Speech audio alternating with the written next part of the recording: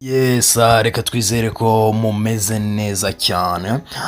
Bwiza ndetse na DJ Toxic bongewe mu gitaramo cya John Legend mu gihe amwe mu matike yashize ngo bimeze bite rero.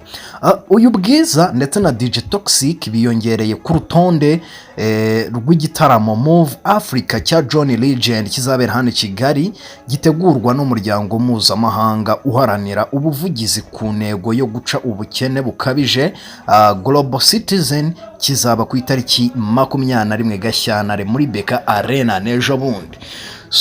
Byatangajwe kuri uyu wa mbere tariki 10 Gashyantare.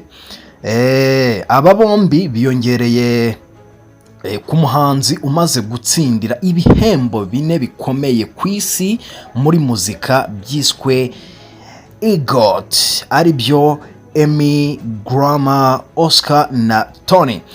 John Legend akaba n'umucuzi nk'umuhanzi mukuru mu gitaramo cya Move Africa. Uru ruhererekane rw'ibitaramo bya Move Africa bizatangirira i Kigali mu burasirazuba bwa Afurika, bikomereze mu mujyi wa Lagos muri Nigeria. Bwiza na DJ Toxic batangajwe mu gihe amwe mu matike yo kwinjira muri iki gitaramo yashize ku isoko.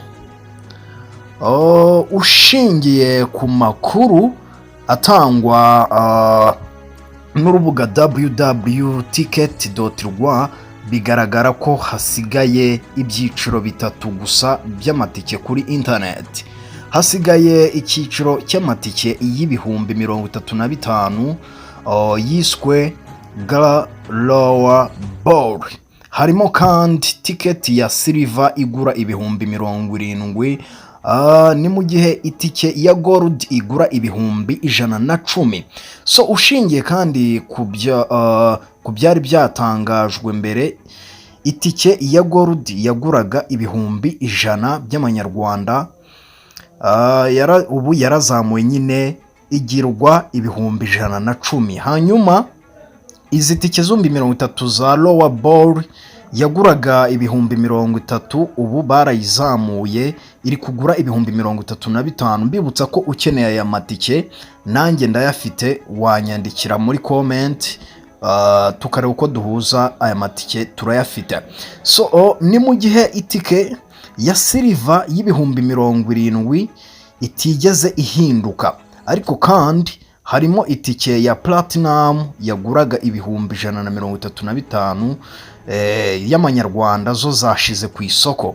Move Africa ni uruhererekane rw'ibitaramo bya muzika bwa mbere muri Afurika, ruyobowe n'abahanzi mpuzamahanga, rugamije guteza imbere ishoramari ry'igihe kirekire mu bukungu no guhanga imirimo mu buhanzi ku mugabane wa Afurika. Ibikorwa by'umushinga Move Africa by'uyu mwaka 2025 bigamije ubukangurambaga bushingiye ku baturage, baharanira iterambere rirambye n'iterambere ry'ubukungu, hibandwa cyane ku gushimangira gahunda z'ubuzima muri Afurika hamwe n'abafatanyabikorwa mu bukangurambaga. Global Citizen izasaba ibihugu bya Afurika kongera inkunga ihabwa ibijyanye n'ubuzima mu bihugu byabo. Gushyira imbere ubuvuzi bw'ibanze, ubuzima n'uburenganzira bwa muntu mu by'imyororokere, kuzamura ishoramari ku isi muri gahunda no gukemura ibindi bibazo by'ubuzima bitandukanye.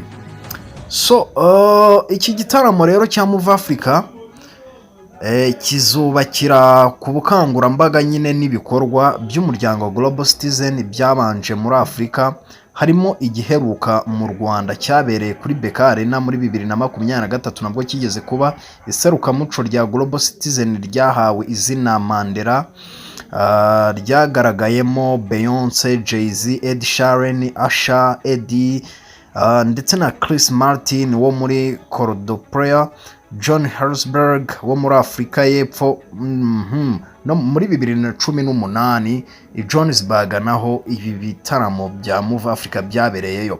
So hari kandi Global Citizen Live yabereye Lagos yagaragayemo Davido, Femi Kuti, Tiwa Savage. Igitaramo kikaba cyarabereye ahitwa New Africa Skyline. So ngayo nguko rero ayo niyo makuru yaragezweho, twashaka kubaha update z'uko Bwiza ndetse na DJ Toxic bazaba bari kumwe na Johnlegend ejo ndi ku itariki 21 z'uku kwezi turimo. Mbibutsa ko aya matike ya ball ahari kandi ndayatangira ku giciro kiri hasi cyane. Mu nyandikire muri comment dore ko ku isoko ubu yamaze gushiraho. So turabashimiye naho muzindi nkuru ziri buzo kurikiraho. Bye.